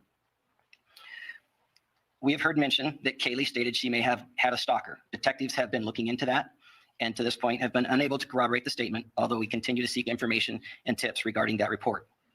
No suspects have been named or arrested, and we continue looking for what we believe to be a fixed blade knife used in the murders. Number 2, many documents and photos were not released until much later. And 3, the families themselves had said that they still had unanswered questions after the plea. CBS reported Kaylee's parents said they did not know why their daughter was killed, even after the guilty plea. Number 4, once there was a plea, there was no public trial where evidence gets tested in front of everyone. That is huge. Because a trial would have forced witnesses, forensics experts, photos, timelines, and lab reports to be open. Instead, we get pieces, and pieces create questions. So tonight, I want the nesters to take a look at these photos with the checklist. Are there circular marks? Is there chipping around? Is there a dark center? Is there an exit point? Is there a matching interior mark? Is it near a window or door? Is it in a line with another mark? Is it at height that makes sense? Does the surface look pushed inward or outward? And most importantly, was it ever explained? Because the biggest red flag is not always the mark. Sometimes the red flag is the silence around the mark. Now, let's say the public story is correct and there was no shooting. Then the clean answer would be simple. Those marks were tested or visually inspected and ruled out as unrelated damage. That would settle a lot. But if no explanation exists, people will keep asking. There was an expert coming to court as a witness to talk about tools, and he just happens to be a firearm expert. Because asking is not disrespect. Asking is how truth survives. This case involved 4 young lives: Madison, Kaylee, Xana, and Ethan. They deserve accuracy. The families deserve accuracy. The public deserves accuracy.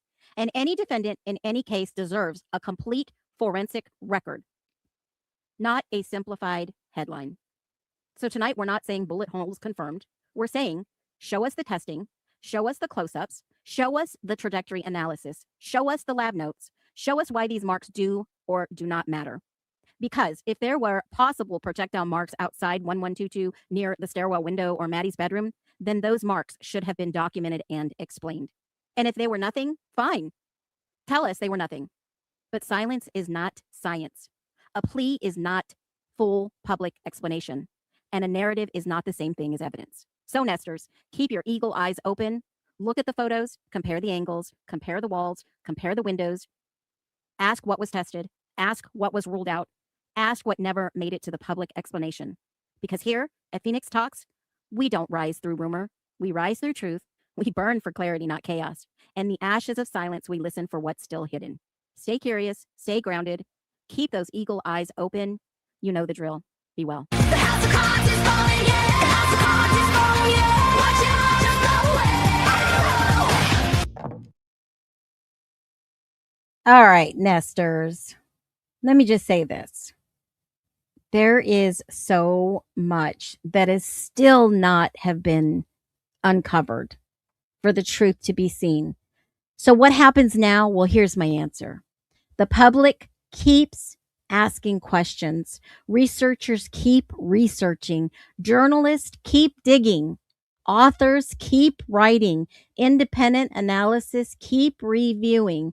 People revisit the timelines, revisit evidence, revisit assumptions, and eventually history decides what survives scrutiny. Not the headlines, not emotions, not social media trends, scrutiny. The more that we keep the foot on the gas pedal, there's things that happened every day in this case. There's something fascinating happening right now. This case can no longer move forward, which means the spotlight changes. Is instead of asking what will happen, people began asking what already happened. That's a completely different investigation. Now we start comparing, questioning, rereading, rewatching, reconstructing, looking at the entire picture from the beginning to the end. And that's where the reckoning time begins. Don't get distracted. Stay on course. Use your eagle eyes. You know how like the Wonder Twins would link their rings together and say, Wonder Twins activate? Activate those eagle eyes. Have other people take a look at something in the IDAHO4 case that does not still make sense to this day. Because this time right now is where it matters. This is where action takes more clarity, more transparency, more understanding, because real investigations are not built on certainty. They're built on verification. As soon as I receive something back from the ISP, we will have verification. Don't give up just yet. Don't give up. Thank you all for coming in tonight, because this community gathers to find truth. Keep your eagle eyes open, stay curious, stay grounded, and never stop following the evidence wherever it leads. Every single one of you are important here. And here's my last question of the night. Has anybody ever really been to Idaho? Has anybody ever been to Idaho? I live there. I know the small mentality, town, good old boy system, especially from being an outsider. I wasn't born and raised there. My husband was, but being an outsider, I kind of get what happened in this case. So think about, have you ever been to Idaho? Yes, nope, and never will. It's a gorgeous place. It is a gorgeous place. I will never say don't visit Idaho. Just make sure you have a good plan. Y'all, thank you for joining. I appreciate every single one of you. Have a great night. See you back here tomorrow at 11:11. It is absolutely beautiful, Allison. You guys have been so amazing. No, and never been to America. Donna Rosa, that's a great one. Have you ever been to America? Y'all, take care tonight. Stay strong. Be well.